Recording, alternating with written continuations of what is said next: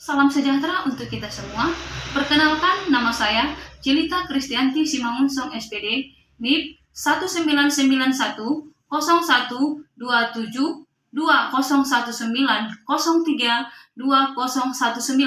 Angkatan 31, peserta Lasar CPNS 2021, BPSDM Pemprov Su. Instansi kerja SMP Negeri 1 Silimakuta, Kecamatan Silimakuta, Kabupaten Simalungun.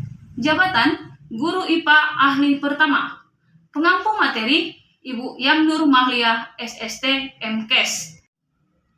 Pada kesempatan ini, saya akan menyampaikan video mind mapping etika publik dan penerapan nilai-nilai dasar etika publik di unit kerja. Pada materi etika publik, ada 3 pokok bahasan yang perlu dibahas. Yang pertama, kode etik dan perilaku pejabat publik. Yang kedua, bentuk kode etik. Yang ketiga, aktualisasi etika ASN. Yang pertama, kode etik dan perilaku pejabat publik. Di dalam kode etik dan perilaku pejabat publik, ada beberapa pokok bahasan. Yang pertama, pengertian etika dan kode etik. Yang kedua, kode etik ASN. Yang ketiga, nilai-nilai dasar etika publik. Yang keempat, definisi dan lingkup etika publik. Yang kelima, dimensi etika publik. Yang keenam, tuntutan etika publik dan kompetensi. Yang ketujuh, perilaku pejabat publik. Etika adalah sebagai refleksi atas baik atau buruk, benar atau salah dari suatu tindakan yang harus dilakukan. Etika publik adalah aturan-aturan yang mengatur suatu tingkah laku dalam suatu kelompok khusus, baik sudut pandangnya hanya ditunjukkan pada hal-hal prinsip dalam bentuk ketentuan yang tertulis. Di dalam yang kedua, kode etik ASN yang tertuang dalam Undang-Undang ASN pasal 16. Yang ketiga, nilai-nilai dasar etika publik tertuang dalam Undang-Undang ASN pasal yang keempat. Di dalam definisi dan lingkup etika publik, ada fokus utama dalam pelayanan utamanya. Yang pertama, pelayanan berkualitas dan relevan.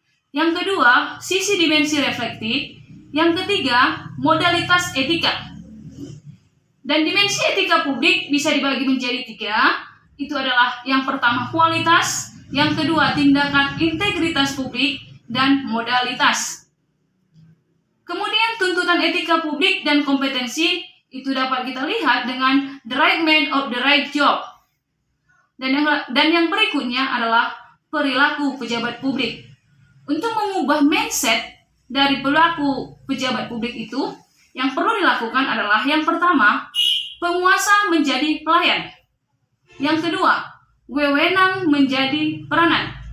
Yang ketiga, sadar bahwa jabatan publik adalah amanah. Subbagian yang kedua adalah bentuk kode etik. Di dalam bentuk kode etik, materi yang akan dibahas yang pertama, pentingnya etika dalam urusan publik. Di dalam pentingnya etika ini ada 2 yang perlu kita bahas. Yang pertama adalah kewaspadaan profesional. Yang kedua, kewaspadaan spiritual. Kemudian yang kedua adalah legitimasi kebijakan. Di dalam legitimasi kebijakan ada 3 pokok yang harus dibahas di situ. Yang pertama adalah etis, yang kedua sosiologi, yang ketiga kekuasaan. Di dalam bentuk kode etik ada beberapa konflik kepentingan. Yang pertama, aji mumpung. Yang kedua, menerima atau memberi suap. Yang ketiga, menyalahgunakan pengaruh pribadi. Yang keempat, pemanfaatan fasilitas untuk kepentingan pribadi. Yang kelima, loyalitas ganda. Di dalam bentuk kode etik, ada beberapa sumber-sumber kode etik bagi ASN yang dapat tertuang di dalam yang pertama, PP nomor 11 tahun 1959. Yang kedua, PP nomor 21 tahun 1975. Yang ketiga, PP nomor 30 tahun 1980. Yang keempat, PP nomor 42 tahun 2004. Yang kelima, PP nomor 53 tahun 2010. Yang keenam, PP nomor 5 tahun 2014. Subbagian ketiga adalah aktualisasi etika ASN. Yang pertama, pemanfaatan sumber daya publik. Yang kedua, absen sidik jari. Yang ketiga, penerimaan tenaga honorer. Yang keempat, pemberian hadiah. Yang kelima, konflik kepentingan dalam pengadaan. Yang berikutnya adalah pelantikan wali kota di penjara. Yang berikutnya, terpidana korupsi menjabat kembali. Pengunduran diri pejabat. Penerapan nilai-nilai dasar etika publik pada unit kerja di sekolah saya.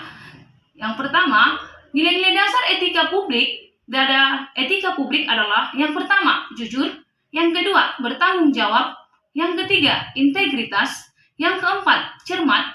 Yang kelima, disiplin. Yang keenam, hormat. Yang ketujuh, sopan. Yang kedelapan, taat perundang-undangan. Yang kesembilan, taat perintah. Yang kesepuluh, menjaga rahasia. Implementasi yang pertama adalah, sebagai ASN, kita harus datang dan pulang tepat waktu sesuai dengan jadwal.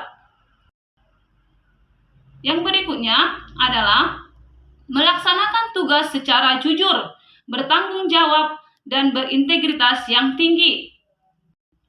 Kegiatan berikutnya adalah menaati peraturan perundang-undangan dengan mematuhi semua kebijakan yang berlaku.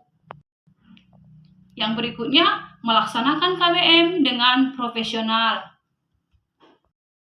Selanjutnya adalah yang dilakukan, merancang pembelajaran dan mengevaluasi hasil belajar. Kemudian, yang bisa kita lakukan adalah melaksanakan tugas secara cermat dan disiplin. Kemudian, melaksanakan perintah atasan.